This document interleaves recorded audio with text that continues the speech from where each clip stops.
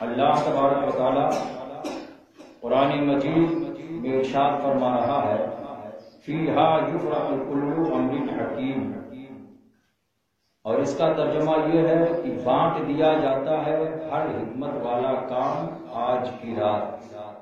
وہ رات جسے شب برات کہا جاتا ہے، وہ رات جو شعبان المعظم کی 15ویں رات ہے۔ اور حضرات محترم، میرے مصطفیٰ صلی اللہ تعالی علیہ وسلم نے ارشاد فرمایا شعبان و شہری و رمضان شہر اللہ، شعبان میرا مہینہ ہے۔ اور حضرات جس کو میرے آقا صلی اللہ علیہ وسلم فرما دیں کہ یہ میرا ہے تو سمجھ لیجئے کہ اس کی بلندی کا ستارہ عرش اعظم پہ چمکنے لگتا ہے۔ میرے نبی صلی اللہ علیہ وسلم نے ارشاد فرمایا کہ شعبان میرا مہینہ ہے۔ کسی عاشق سے کسی نے سوال کیا تھا کہ آپ یہ بتائیں کہ سب سے زیادہ محبوب کون سا شہر آپ کو ہے، تو اس عاشق نے کہا تھا کہ میں جس سے محبت کرتا ہوں میرا محبوب جس شہر میں ہے وہ سب سے زیادہ خوبصورت شہر ہے۔ اور آؤ دیکھو قرآن کریم کی آیت کریمہ ہمیں اور آپ کو یہ سبق دے رہی ہے۔ اللہ تبارک و تعالیٰ کا ارشاد پاک ہے لا اقسم بہذا البلد وانت حل بہذا البلد، اے محبوب مجھے قسم ہے اس شہر کی جس میں آپ جلوہ گر ہیں۔ اللہ کے حضور صلی اللہ علیہ وسلم کے مقام کو سمجھتے چلو۔ توریت نازل ہوئی، اللہ تبارک و تعالیٰ نے طور پہ نازل فرمایا۔ انجیل جو حضرت عیسیٰ علیہ السلام پہ نازل ہوئی، اللہ تبارک و تعالیٰ جس مقام پہ انہیں بلاتا تھا ایک خاص مقام پر وہاں انجیل نازل ہوتی تھی، مگر اللہ کے حبیب صلی اللہ علیہ وسلم کی وہ شان ہے کہ پیارے آقا صلی اللہ علیہ وسلم اگر مکے میں رہیں تو مکے میں قرآن نازل ہو رہا ہے اور اس سورت کو مکی کہا جا رہا ہے۔ میرے مصطفیٰ صلی اللہ علیہ وسلم مدینے میں جا رہے ہیں تو مدینے میں اب قرآن نازل ہو رہا ہے۔ قرآن کی آیت کریمہ اگر مدینے میں نازل ہو رہی ہے تو اس سورت کو مدنی کہا جا رہا ہے۔ حضرات محترم دیکھو، اللہ تبارک و تعالیٰ اپنا قرآن نازل فرما رہا ہے مکے میں، اور اگر محمد رسول اللہ صلی اللہ علیہ وسلم مکے میں ہیں تو اس سورت کا نام مکی سورت پڑ گیا۔ میرے نبی جب مدینے چلے گئے ہجرت فرما کر کے، اب وہاں قرآن نازل ہو رہا ہے تو اس سورت کو مدنی کہا جا رہا ہے۔ اے مسلمانوں اندازہ لگاؤ کہ اللہ تبارک و تعالیٰ اپنے پیارے حبیب سے کتنا زیادہ محبت فرماتا ہے۔ قرآن میں ارشاد ہو رہا ہے لا اقسم بہذا البلد وانت حل بہذا البلد، اے محبوب مجھے شہر ہے اس شہر کی، مجھے قسم ہے اس شہر کی، یہ محبوب جس میں آپ جلوہ گر ہیں۔ تو حضرات، اور جس کو میرے آقا صلی اللہ علیہ وسلم نے اپنا فرمایا ہو، شعبان کو میرے نبی نے فرمایا شعبان و شہری، شعبان میرا مہینہ ہے۔ اور اللہ کے حبیب صلی اللہ علیہ وسلم شعبان میں اکثر روزے رہا کرتے تھے سوائے کچھ دن چھوڑ کر کے۔ تو حضرات اسی رات کے تعلق سے میں آپ حضرات کے سامنے کچھ شعر پیش کر رہا ہوں، ملاحظہ فرما لیں، مگر ایک مرتبہ جھوم کر درود پاک اللہم صلی علی محمد وعلی آلہ وبارک وسلم، صلاۃ و سلام علیک یا رسول اللہ صلی اللہ علیہ وسلم۔ ایک مرتبہ اور پڑھ لیجئے باواز بلند اللہم صلی علی محمد معدن الذکر والکرم وعلی آلہ وبارک وسلم، صلاۃ و سلام علیک یا رسول اللہ صلی اللہ علیہ وسلم۔ مبارک ہو مومنو آئی شب برات، مبارک ہو مومنو آئی شب برات، اور رحمت خدا کی بن کے چھائی شب برات، اور رب قدیر بندوں سے کہتا ہے مانگ لو، رب قدیر بندوں سے کہتا ہے مانگ لو، ہم نے ہے اس لیے بنائی شب برات، ہم نے تو اس لیے ہے بنائی شب برات۔ اور آقا کریم صلی اللہ علیہ وسلم کی زندگی دیکھو، میرے نبی صلی اللہ علیہ وسلم کی زندگی ہمارے اور آپ کے لیے نمونے عمل ہے کہ کرتے رہے تلاوت عبادت تمام رات، کرتے رہے تلاوت عبادت تمام رات، اور خود مصطفیٰ نے ایسے منائی شب برات، خود مصطفیٰ نے ایسے منائی شب برات۔ اور سنت رسول کی ہے زیارت قبور کی، کہ سنت رسول کی ہے زیارت قبور کی، کیجے کچھ ان کے حق میں بھلائی شب برات، کیجے کچھ ان کے حق میں بھلائی شب برات۔ مبارک ہو مومنوں آئی شب برات۔ سیدنا شفیعنا حبیبنا مولانا محمد معدن الجود والکرم وعلی آلہ وبارک وسلم، صلاۃ و سلام علیک یا رسول اللہ صلی اللہ علیہ وسلم۔ تو محترم حضرات، ہمارے اور آپ کے سروں پہ جو سایہ فگن مہینہ ہے اسے شعبان المعظم کہا جاتا ہے، اور اس مہینے کو اللہ کے نبی صلی اللہ علیہ وسلم نے اپنا فرمایا ہے۔ یہ میرے آقا صلی اللہ علیہ وسلم کی شان دیکھو کہ میرے نبی صلی اللہ علیہ وسلم نے شعبان کو اپنا مہینہ فرمایا ہے، اور اس مہینے میں اکثر آپ روزے سے رہا کرتے تھے۔ حضرات، ایک مرتبہ کا واقعہ ہے کہ نبی کریم صلی اللہ علیہ وسلم مسجد نبوی شریف میں تشریف فرما ہے، اور یہ شب برات حضرات محترم یہ ہمارے دادا بابا سے نہیں، نہ ان کے دادا بابا سے، بلکہ بہت پہلے سے یہ تاریخ مقدس تاریخ ہے جس کا نام شب برات ہے۔ اللہ کے حبیب صلی اللہ علیہ وسلم منبر ختم نبوت کے جلوہ گر ہیں، صحابہ کرام کا مجمع ہے، آقا کریم صلی اللہ تعالی علیہ وسلم کی بارگاہ میں تمام صحابہ کرام موجود ہیں۔ ایک بیگ حضرات محترم بدبو آنے لگتی ہے تو میرے مصطفیٰ صلی اللہ علیہ وسلم ارشاد فرماتے ہیں صحابہ کرام کے درمیان یہ بدبو آ رہی ہے۔ صحابہ کرام عرض کرتے ہیں ہاں یا رسول اللہ صلی اللہ علیہ وسلم، مجھے بھی احساس ہو رہا ہے کہ یہ بدبو کہاں سے آ رہی ہے۔ تو میرے آقا صلی اللہ تعالی علیہ وسلم ارشاد فرماتے ہیں، میرے نبی صلی اللہ علیہ وسلم ارشاد فرماتے ہیں کہ آج کل کچھ اس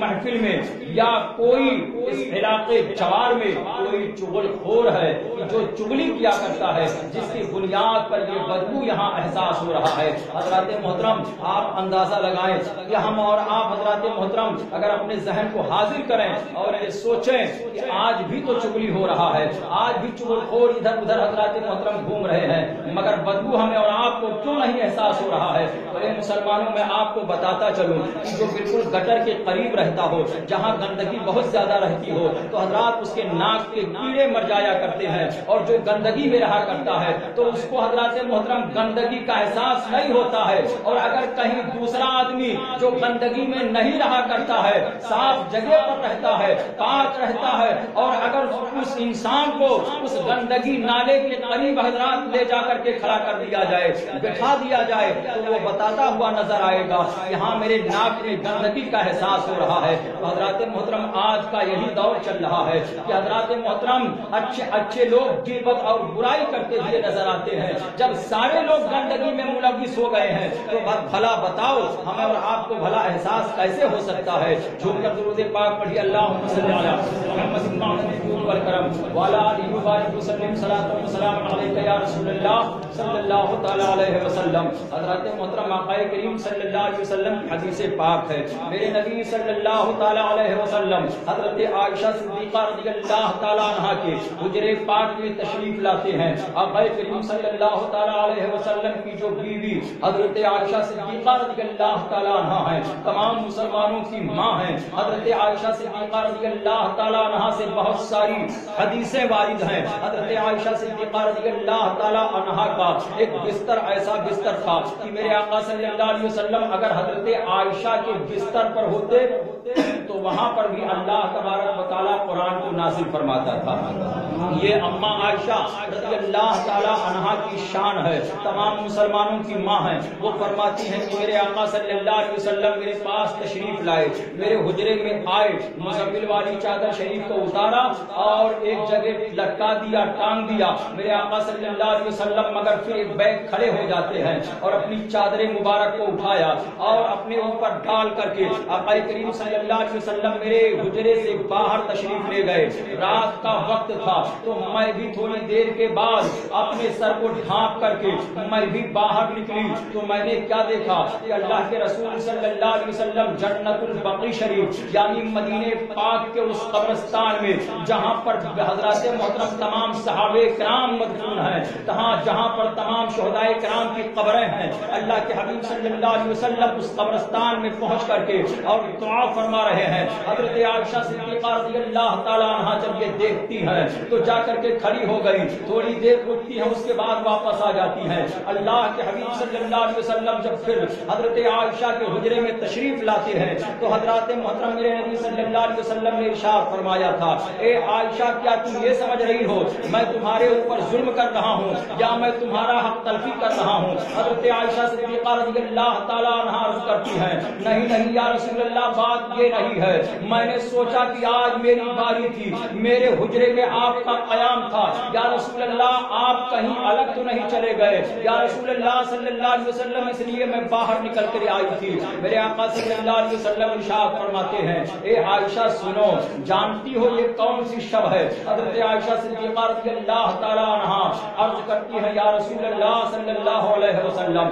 میرے ماں باپ آپ پہ قربان ہو جائیں، یا رسول اللہ اللہ اس کا رسول بہتر جاننے والا ہے، یا رسول اللہ مجھے کیا خبر ہے؟ تو میرے آقا صلی اللہ علیہ وسلم ارشاد فرماتے ہیں، اے عائشہ صدیقہ سنو، یہ 15ویں شب ہے، شعبان المعظم کی 15ویں رات ہے اور اس رات کا نام شب برات ہے۔ اللہ تبارک و تعالیٰ نے آج کی رات میں آسمان کے 300 دروازوں کو پروردگار عالم کھول دیتا ہے اور بندوں کے جانب رب تبارک و تعالیٰ متوجہ ہو جاتا ہے اور فرشتے زمین پر آ جاتے ہیں شام سے لے کر کے اور طلوع آفتاب تک یہاں زمین پر تمام فرشتے گشت کرتے رہتے ہیں اور کہتے ہیں، اے اللہ کے بندو، آج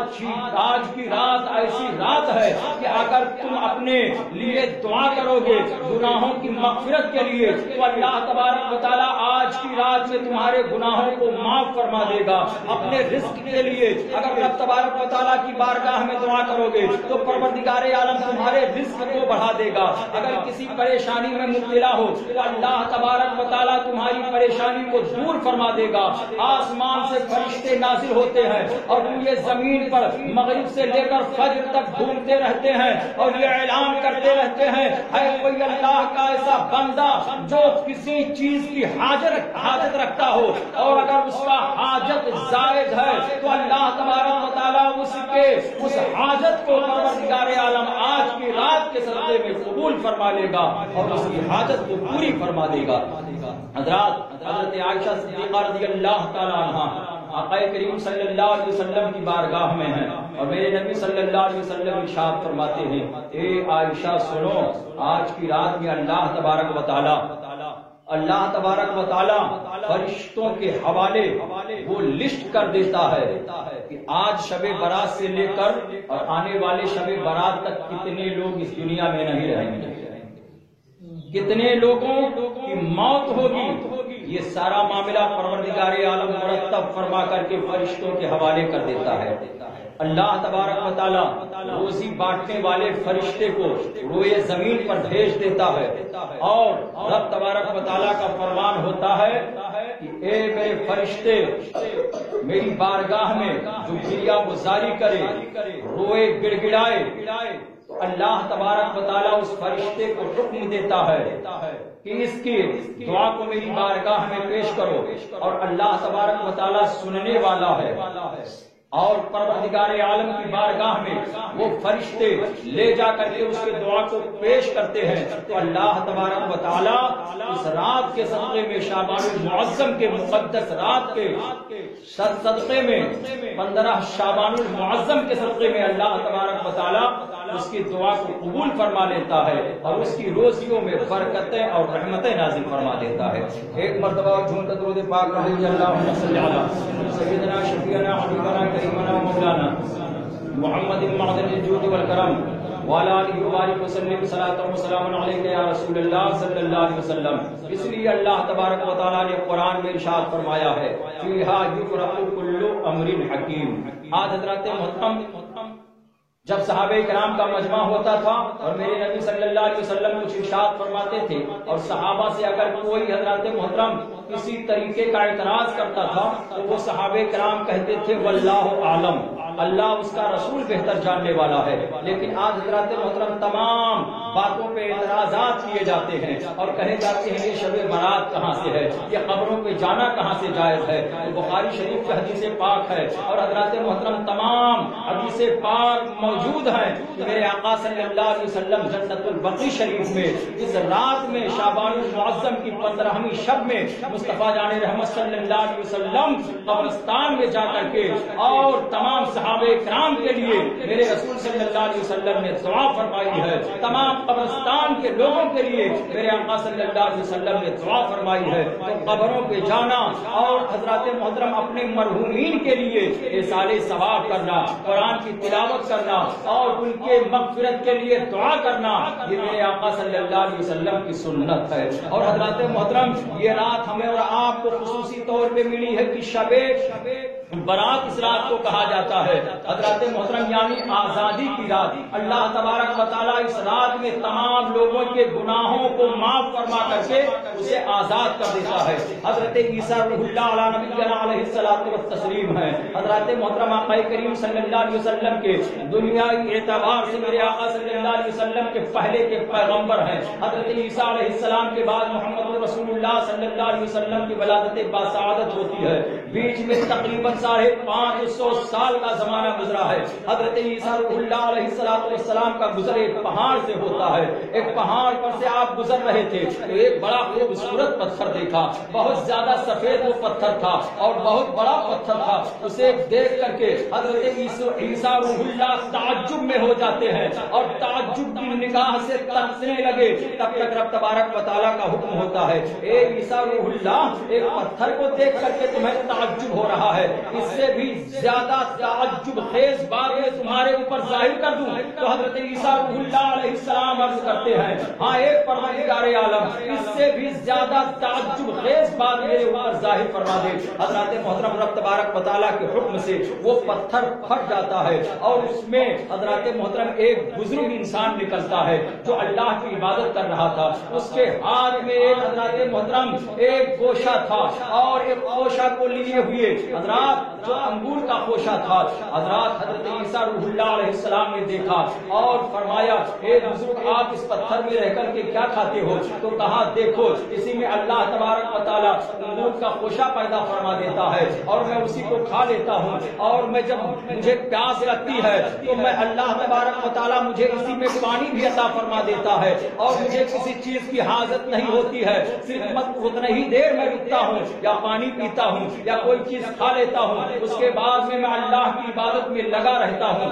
ہمہ وقت میں پروردگار عالم کی بڑائی بیان کرتا ہوں، اللہ تبارک و تعالیٰ کی بارگاہ میں سجدے کرتا ہوں، رب کی بارگاہ میں قیام کرتا ہوں، رب کی بارگاہ میں سجود کرتا ہوں، سبحان ربی الاعلیٰ پڑھتا ہوں، اللہ تبارک و تعالیٰ کی بڑائی بیان کرتا ہوں۔ تو حضرت عیسیٰ روح اللہ علیہ السلام فرماتے ہیں اچھا اے بزرگ بتاؤ کتنے سالوں سے یہ کر رہے ہو؟ تو حضرت محترم اس بزرگ نے کہا تھا اے عیسیٰ پیغمبر سنو، آج 400 سال کا زمانہ گزر گیا۔ حضرت محترم جب اس بزرگ نے کہا تو رب کی بارگاہ میں حضرت عیسیٰ روح اللہ علیہ السلام عرض کرتے ہیں اے پروردگار عالم یہ تو بڑا نیک انسان ہے، اے پروردگار عالم یہ تو بڑا متقی پرہیزگار انسان ہے، 400 سال سے اے اللہ یہ تیری عبادت کر رہا ہے۔ تو حضرت محترم رب تبارک و تعالیٰ کا فرمان ہوتا ہے اے عیسیٰ روح اللہ سنو، میرا ایک محبوب ہوگا جس کا نام محمد رسول اللہ صلی اللہ علیہ وسلم ہوگا اور اس کے امتی ہوں گے، اور میں انہیں ایک رات عطا کروں گا